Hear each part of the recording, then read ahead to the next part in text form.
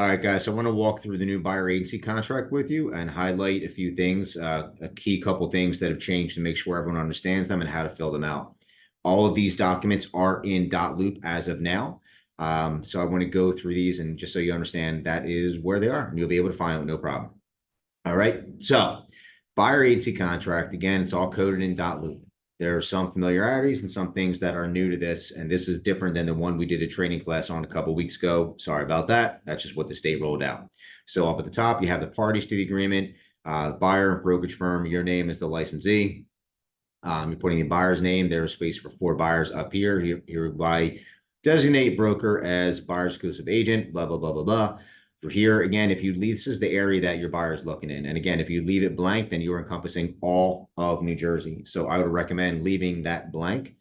So anywhere they buy, you're going to be taken care of. Okay. Next thing I want to go down to is agency disclosure. Again, I'm only highlighting a few things here rather than going through the entire thing. We've done this plenty of times before.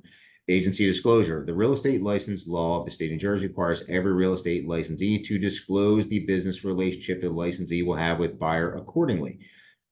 This is where you're putting in here what you're going to be. If you're going to be buyer's agent only, a buyer's agent and disclosed dual agent if that opportunity arises, or the new one, buyer's agent and designated agent if that opportunity arises.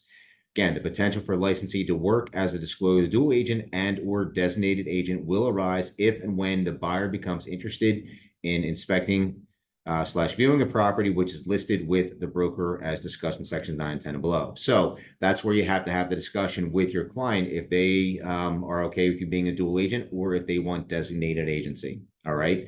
If you want more explanation on designated agency, that'll be coming up in a form as well.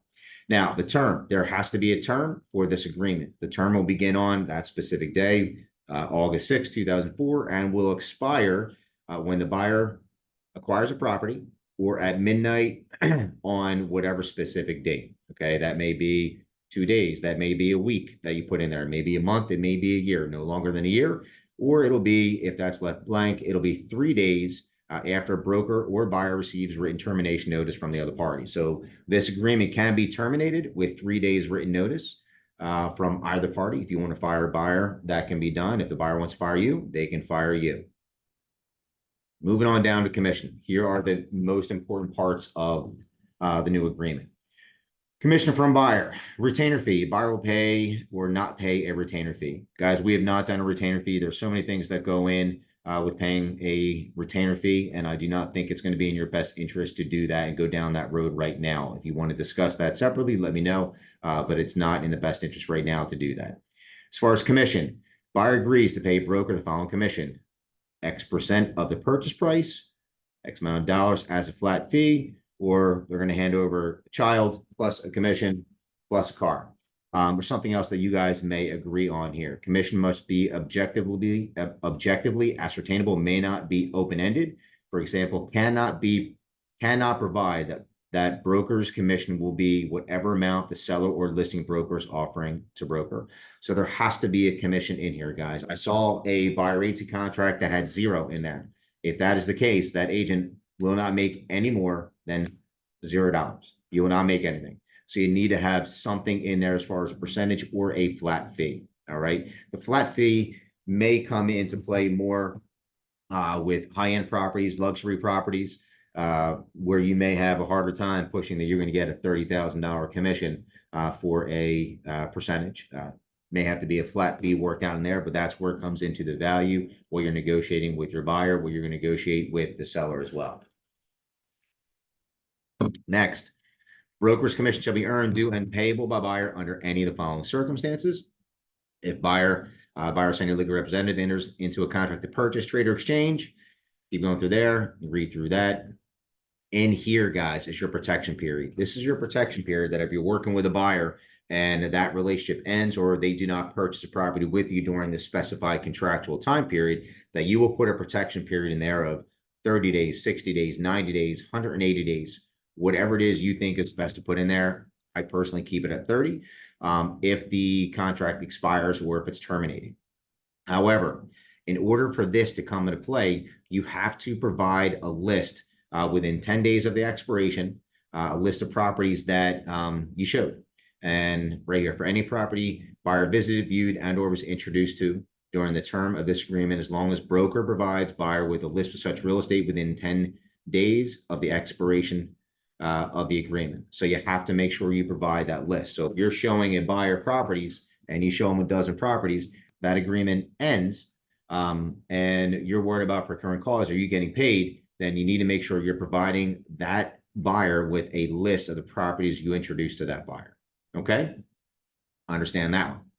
Now, going down to here, commission from seller. Under New Jersey law, a seller may offer a commission to a buyer's broker as a cooperating broker. If the seller authorizes the payment of any commission to broker, that amount will be credited towards the commission due to broker under this agreement. Changed before. In the amount of broker's commission from any source, including any offer of a commission from seller, listing broker, buyer, etc., exceeds the commission buyer has agreed to pay broker, then the excess will be credited to buyer unless otherwise agreed to by the parties in writing in section 17 below or in another writing amending this agreement. So if you guys cannot collect more than what you're putting in here. So if you put 2% into your commission agreement and the commission part in this agreement and the seller is offering 3%, you are not collecting 3%. Maybe something different to work around in that I'll touch on in a second, but I want you to be clear and understand that if you're just putting $100 in there just to get an agreement signed and the seller is offering a higher commission, all you're entitled to is that $100 and the rest could be credited back towards the buyer. That is crucial and essential that you know that. This comes down to your value and understanding what your value proposition is and defending what it is you're worth. Okay. Going on down here, if a seller is offering to pay broker an amount less than the commission buyers agreed to pay broker, buyer directs broker to do the following. This is where you can have that conversation with your buyer and decide and let them know what the options are. Okay, as far as being paid. So if the seller is offering to pay less than what your commission is, the buyer can say, as far as introduce buyer to all properties that broker believes would be acceptable to buyer, regardless of the commission being offered by seller to broker. So that's saying that your buyer is saying, show me everything. And if you're getting paid less from a seller, then I will make up the difference or I'll pay the full amount. Your next checkbox, do not introduce buyer to any properties where the following condition exists. You may put in here, seller is offering commission or seller is not offering commission. Do not introduce buyer to any properties where the seller is not offering a commission or the seller is offering commission of 1% or 2%, something like that. You have to have that discussion with your buyer.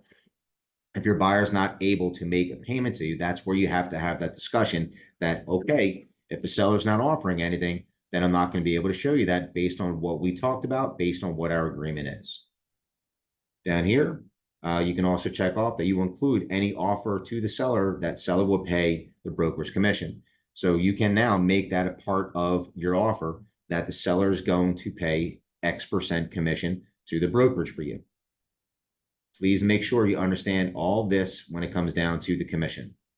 Okay, I'm going to shoot on down here. A couple of things. Designated agency on New Jersey law, buyer may designate two different licensees affiliated with a broker to work with buyer and seller in the same real estate transaction if both buyer and seller agree.